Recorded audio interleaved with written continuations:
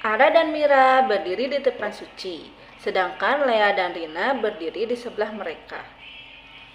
Suci, kamu tidak pantas untuk bergaul dengan kami.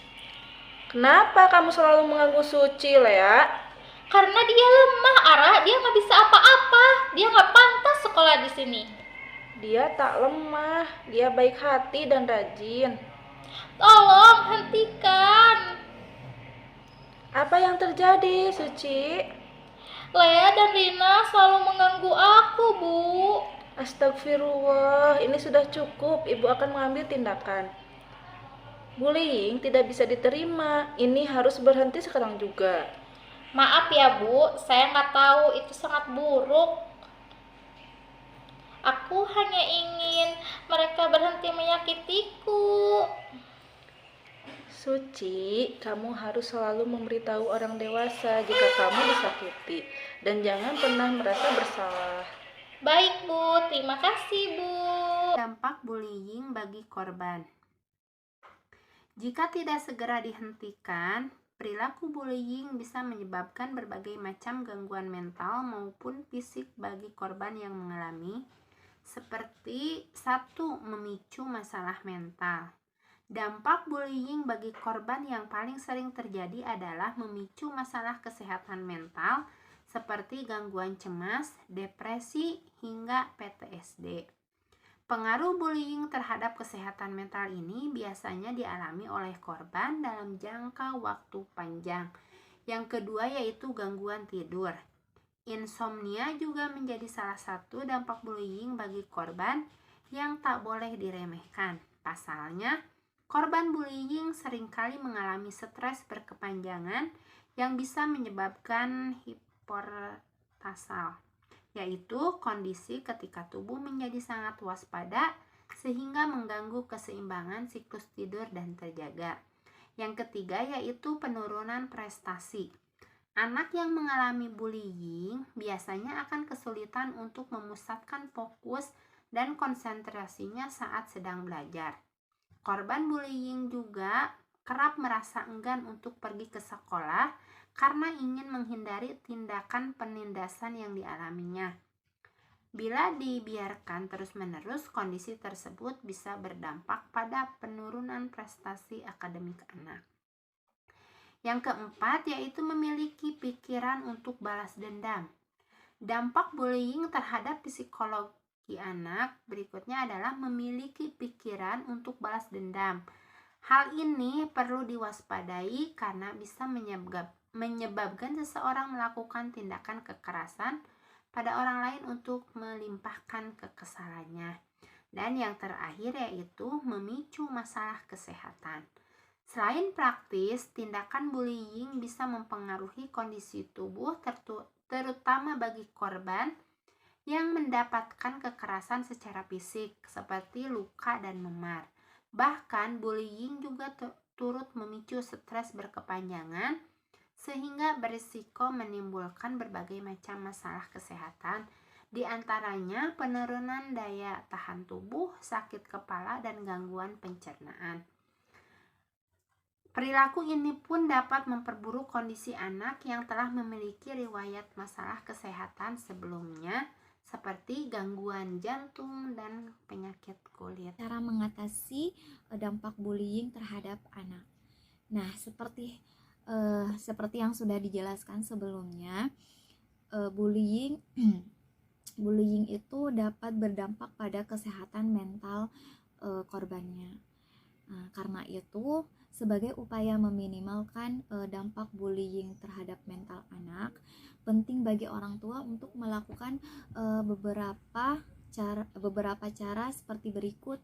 Nah, yang pertama, mengajak anak untuk konseling dengan psikolog. Terus yang kedua, memberikan dukungan penuh kepada anak. Terus yang ketiga, mengajak anak agar mampu membela dirinya sendiri. Terus yang keempat, mendengarkan anak bercerita mengenai perasaannya. Terus yang di sini ada yang kelima, yaitu mengingatkan anak bahwa balas dendam itu bukanlah solusi tepat Nah, terus yang terakhir di sini ada mengajak anak untuk melakukan hal-hal yang disukai. Langkah lindungi anak dari bullying. Bullying atau perundungan hadir dalam beberapa bentuk, baik itu berupa ujaran verbal, tindakan fisik, hingga pengucilan.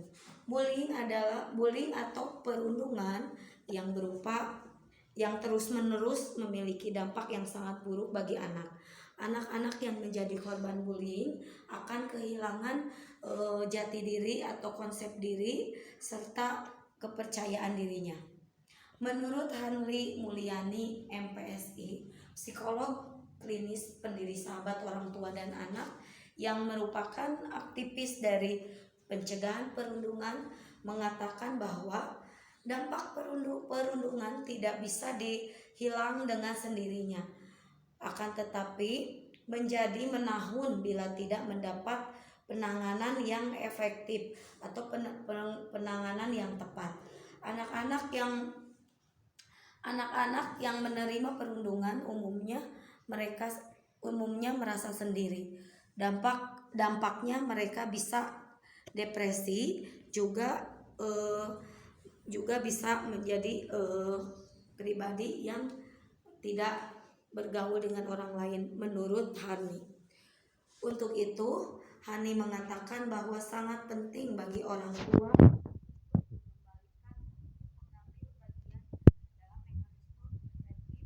agar anak-anak tidak menjadi korban perundungan. Psikolog dari Universitas Indonesia ini menyarankan beberapa langkah untuk membekali anak agar bully proof, yaitu untuk satu, ajarkan berani berkata atau tidak. Contohnya, ajarkan anak untuk selalu berani berkata tidak saat ada perlakuan dan perkataan teman yang membuatnya tidak nyaman. Mereka tidak mudah untuk memunculkan keberanian tersebut. Sering sekali saat sudah menjadi target bully, anak-anak jadi overthinking dan punya pemikiran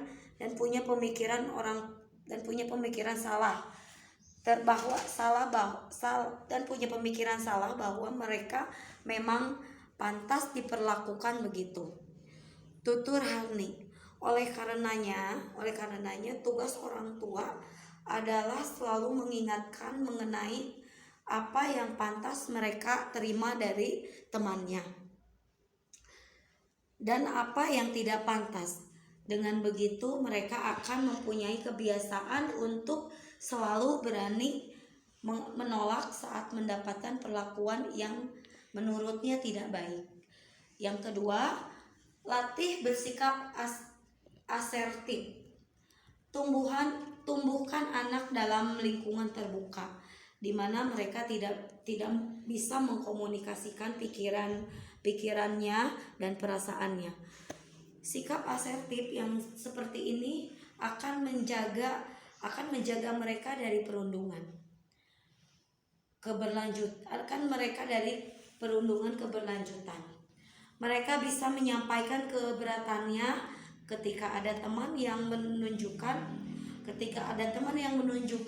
perkataan atau perlakuan yang mengarah pada tindakan perundungan.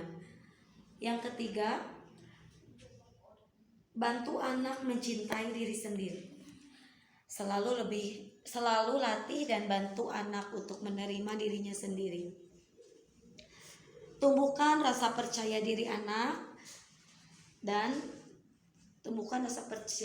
anak ini akan membantu mereka menemukan dirinya dan lebih kebal terhadap perundungan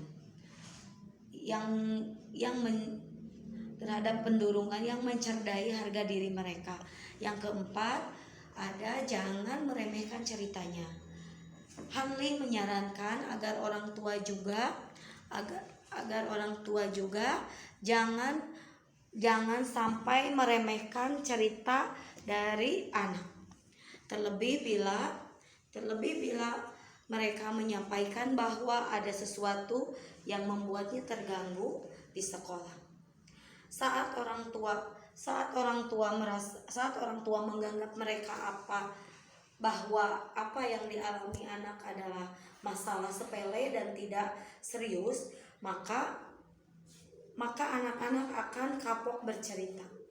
Selain itu, hal ini bisa menyebabkan atau semakin menjadi validasi bagi anak-anak bahwa mereka pantas diperlakukan buruk oleh orang lain. Yang kelima ada pondasi hubungan yang kuat. Selalu membangun pondasi hubungan orang tua anak yang kuat. Pahami kebutuhan anak dan selalu ada di situasi anak untuk memberi mereka masukan dan dukungan. Buat mereka merasa selalu nyaman, dicintai. Dengan begini mereka akan yakin bahwa ada orang-orang yang tulus mendukungnya. Keenam ada kembangkan kreativitas mereka. Kembangkan keterampilan sosialnya. Bila ia memiliki keterampilan dasar untuk bersosialisasi baik, sediakan ruang yang seluas-luasnya untuk mereka. Tips mencegah perilaku bullying di sekolah. Yang pertama, sosialisasi bullying kepada siswa, guru, orang tua siswa, dan seluruh warga sekolah, sehingga mereka memahami apa yang dimaksud dengan bullying. Yang kedua, meningkatkan pengawasan dan menerapkan aturan di sekolah yang mengakomodasi aspek bullying dengan memberikan reward dan punishment terhadap pelaku dan korban. Yang ketiga, pendidikan parenting, yaitu menyelenggarakan pendidikan parenting agar orang tua memiliki pengetahuan tentang pola asuh yang benar dan lebih peka terhadap perkembangan anak. Dan yang terakhir, pendidikan anti bullying, yaitu memasukkan pendidikan anti bullying dalam kurikulum sekolah. Menghadapi pelaku bullying, 1. Bertindak percaya diri, tegakkan kepala bahu, tataplah mata pelaku tanpa bermaksud menantang, dan jaga suara agar tetap stabil saat berbicara. Bertindak percaya diri akan membantu anak merasa lebih percaya diri. 2. Menjauh jika rasa percaya diri memudar. Minta anak menjauh dari situasi tersebut. 3. Jangan saling bertatap muka dan coba menghindarinya. 4. Tunjukkan sikap berani dan percaya diri. 5. Memiliki sikap positif, misalnya berpakaian yang pantas saat pergi ke sekolah. 6. Carilah teman untuk membantu. 7.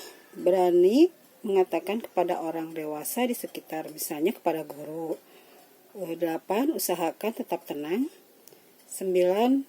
Bernafas dalam-dalam, menarik nafas untuk memasukkan rasa percaya diri dan ketakutan, dan mengeluarkan perasaan stres dan kekhawatiran. 10. Lepaskan saja berpikir tentang orang dewasa di sekolah yang dapat mendengarkan dan membantu jika mengalami hari yang berat. Jika tidak ada, tuliskan perasaan sehingga dapat membicarakannya ketika sampai di rumah.